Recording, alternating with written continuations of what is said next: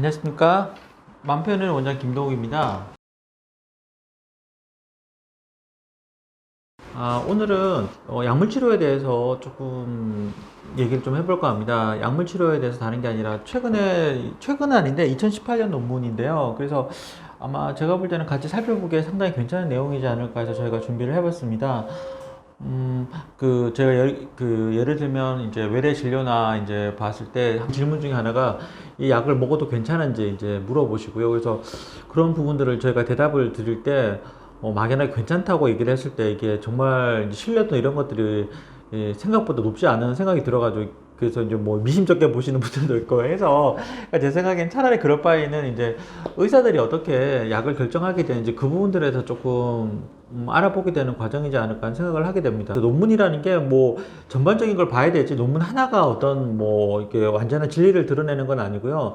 그래서 저희가 이제 환자분들을 볼 때나 할 때도 논문 하나를 보고 그걸 절대화해서 이것만이 맞다 이렇게 보지는 않습니다. 그래서 여러 가지 논문을 참조를 해서 전반적인 트렌드를 보고 또 거기에 따라서 이제 분석을 하고 그래서 또 약을 쓰게 되는데 그런 관점에서 볼 때 오늘 함께 할 수 있는 논문이 상당히 좀 괜찮은 부분들이 있어가지고 함께 말씀을 좀 드리고자 합니다. 그래서 뭐 저도 너무 전문적인 내용을 전달하거나 그런 건 아니니까 아마 논문이라는 얘기를 듣고 너무 당황하지는 마시고요.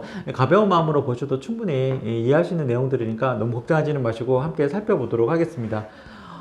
그래서 논문도요, 이제 논문이 실릴 수 있는 쉽게 말하면 잡지라고 하는데 그 잡지의 레벨에 따라서 이제 논문의 가치라든지 그런 것들이 결정이 되는데, 이 실린 논문은 란셋이라는 논문인데 상당히 유명한 논문입니다. 그래서 충분히 신뢰할 수 있을 만큼의 괜찮은 수준의 쉽게 말하면 의학적인 잡지이기 때문에 이 내용 자체에 대해서 신뢰도에 대해서는 걱정하지 않으셔도 될 것 같습니다. 그래서 2018년 4월에 나온 논문인데요. 그래서 이 논문 제목이 뭐냐면,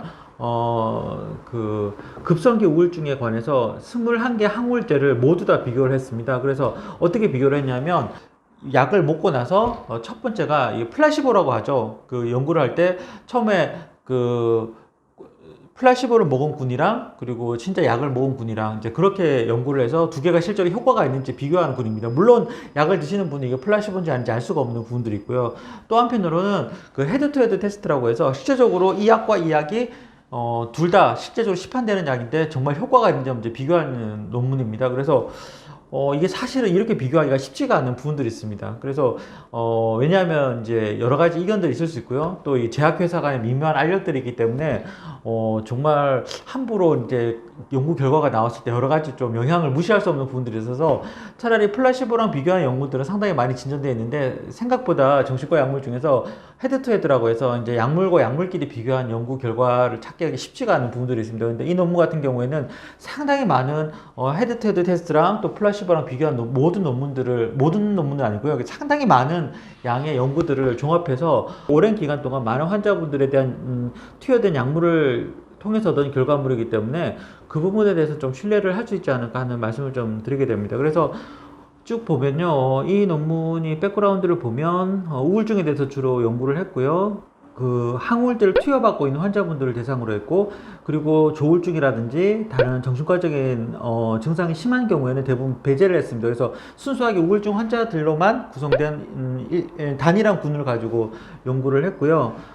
그리고 보면 여기에 연구된 참여된 인원들, 그래서 논문에 포함된 인원들을 포함하면 11만 6,477명이라고 해서 이게 10만 명이 넘어간다 그러면 상당히 많은 숫자입니다, 정말. 그래서 사실은 이제 처음에 보통 우리가 연구를 할 때 100명, 200명 단위로 연구를 하는 경우가 대부분인데 논문들이 나오기가 쉽지가 않습니다, 단일 군에서. 근데 이게 11만 명을 전체를 조사했다는 것 자체가 상당히 많은 군이기 때문에 이 연구에 대해서는 어느 정도 좀 신뢰를 할 수 있지 않을까 하는 생각을 하게 됩니다. 그래서 이 연구 결과를 보면 첫 번째 연구 결과가 위에 있는 그림이 뭐냐면요, 이 컬러풀하게 나와 있는데 여기서 설명하고자 하는 것들이 플라시보랑 비교했을 때 기존 약물들이 얼마나 효과가 있는지 볼 수 있는 연구입니다. 그래서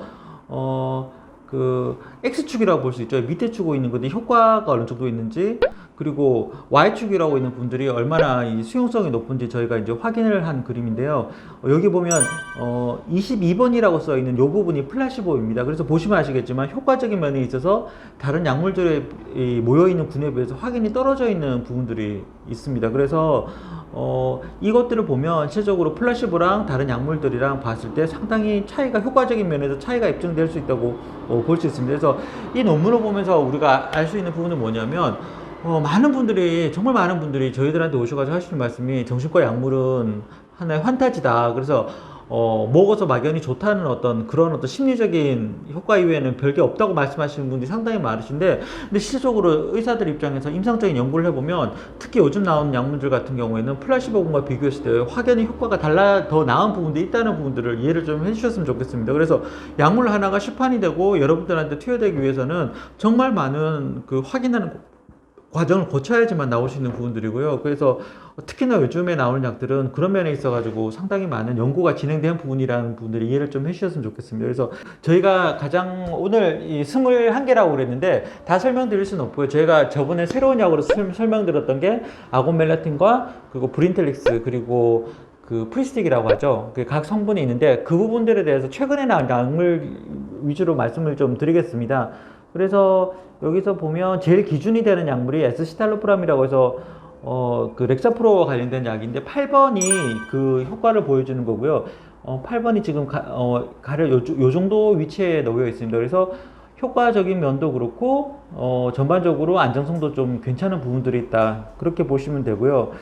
그리고 아까 말씀드렸던 그 데스벨라파 그 프리스틱이라고 하는 약 있죠. 그래서 요 프리스틱이라고 하는 약은 어느 정도냐면 지금 이 정도 위치하고 있습니다. 그리고 효과나 그리고 안정성 면에 있어서 조금 떨어지나요? 그래서 전반적으로 이 정도 위치해 있다고 보시면 될 것 같습니다. 그리고 그 브린텔릭스라고 하는 볼티오섹틴인데요. 그래서 요 21번 정도 위치해 있고요. 브린텔릭스가 요 정도 효과적인 측면에서 이 정도 위치하고 있다고 보시면 됩니다. 아곤멜라틴인데요. 아곤멜라틴 같은 경우에는 그 플라시보랑 비교했을 때 이 정도 위치에 있다고 보시면 될 것 같습니다. 그래서 전반적으로 최근에 나온 약물들이 비교적 효과적인 측면이나 또 안정도 측면에서 그 안정적인 위치에 포함되어 있기 때문에 저 의사들이 봤을 때는 효과적으로 좀 쓸 수 있지 않을까 하는 부분들이 있습니다. 그리고 밑에서 보면 다른 약제들과 비교한 부분들인데, 약간 특징적인 거는 브린텔릭스라고 하는 약이 있는데, 이 약이 저기 효과적인 측면이나 또 안정성 면에 상당히 높다고 되어 있는데, 글쎄요 이 정도로 좋을지는 모르겠는데, 어쨌든 여러 가지 논문들을 비교를 하다 보면 상당히 괜찮은 부분이 있다고 나와 있고요.